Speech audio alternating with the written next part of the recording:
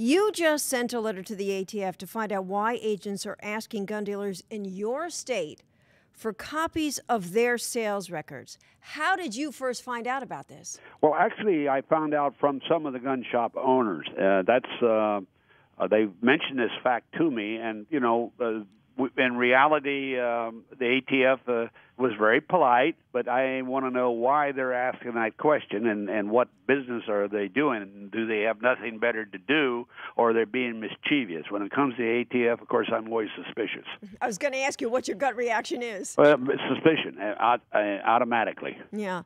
As you point out, though, in this letter, it is no secret that what they're doing is against the law. Well, I believe that very strongly. As I pointed out in the letter, it's against the law, and that's the reason I sent the letter, not only against the law. I want to know, is this individuals, is on their own initiative, or is this a directive coming from Washington, D.C.? Mm-hmm. And do you have any idea at this point if these gun dealers, any of them, already gave records to the agents? I don't think anyone have given their records. They have politely said no. And we're not going to do that. But again, they asked, I believe, 4 or 5 shops in Anchorage, bigger shops, for their records.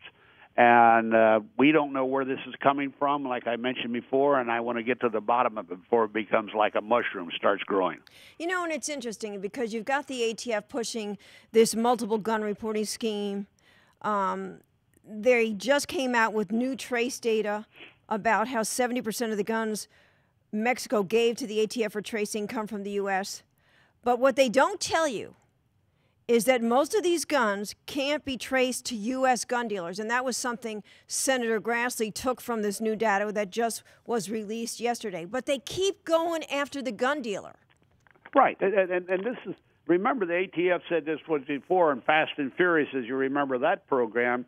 This is an attempt by this administration to take and expose the gun dealers supposedly as the evil, part of this whole society. That's not how it is. And, legitimate gun dealers that work their will and do their thing for people in America shouldn't be blamed by this administration. But they're trying to do it. It's just the preliminary of trying to registration gun. The people have never gone away. They're still in the Congress. They're still in this administration. And I would like to suggest respectfully they've been in the past administrations. And what we have to do as a Congress is bring them to task and start asking questions. And that's what I'm trying to do. Yeah, and I know Congressman Issa is already drafting right now the contempt charges that they plan to move forward with against the Department of Justice and Eric Holder because of the very thing you're talking about. Exactly right. Mm-hmm. I know you've said you want a timely response. What are you talking about as far as your... I think that response should be no later than the middle of June, and that's timely down here, believe me. Nobody works very fast. And if they don't, I think I'm going to try to go to Judiciary Committee and sort of gin up Lamar Smith and Jim Sensenbrenner and ask for an actual hearing on this, bring them before them and find out about it. I mean, did any of the dealers ever just say to the ATF, what the heck do you want these records for? No, here's the trouble. The dealers are also concerned because they can be harassed. Mm-hmm. And they don't think they've asked them what for. Most of them have said no. And that's been, to my knowledge, I don't think that any dealer has given them out. I have to check that out. But I had heard from 4 dealers in Alaska. It wasn't just one. It was 4 dealers in Alaska, and these are reputable dealers, and I work with a lot of them. And they just said, I don't know what's going on. So I very frankly wrote the letter at their request, and I'm going to try to find out. And it's interesting, as you said, it's going to be interesting to find out who's telling them to do this. Is this something the agents are doing on their own, or is this something like what we see in Fast and Furious? They were ordered to do this despite the fact they didn't want to do it. That's what I want to find out. Mm-hmm. And you look at this, and if they know it's illegal, do you think we're looking at another case of ATF and this is just saying, hey, forget about what the law is. We want to move forward with this administration's anti-gun agenda. Do you have any idea that this is about advancing an agenda?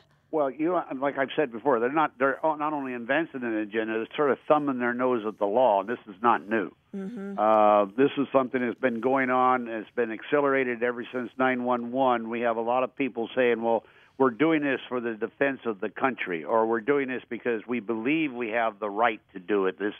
And they don't read the law, and that's where we're getting ourselves in trouble.